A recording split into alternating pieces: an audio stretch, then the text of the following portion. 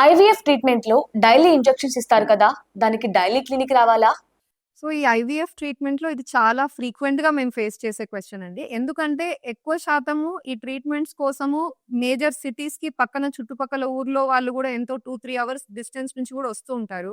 So, వాళ్ళకి IVF treatment అవసరం ఉన్న వాళ్ళకి మనం మొదలుబెట్టినప్పుడు దీంట్లో భాగంగా వాళ్ళు ఇంజెక్షన్స్ రోజు తీసుకోవాల్సుంటుంది.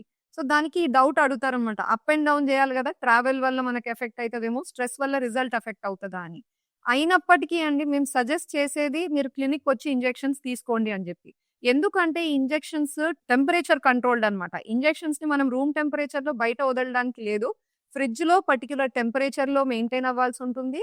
అదే పవర్ కట్ గూడా ఉండగూడదు. అంటే మీరు ఇంటికి తీసుకెళ్ళినా, కరెంట్ బోయినా, మీకు బ్యాకప్ జనరేటర్ లేదు అన్నా గూడా ఆ particular injection potency వెళ్ళిపోతుందనమాట.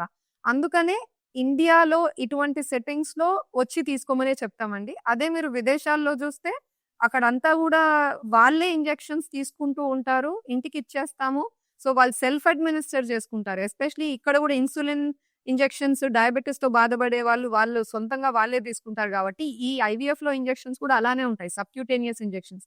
Very easy to take. But just మీరు ఈ టెంపరేచర్ కంట్రోల్ అవన్నీ మీరు చూసుకోగలిగితే ప్రాబ్లమ్ ఏం లేదు. మీరు ఆ ఇంజెక్షన్స్‌ని ఇంటికి తీసుకెళ్ళొచ్చు.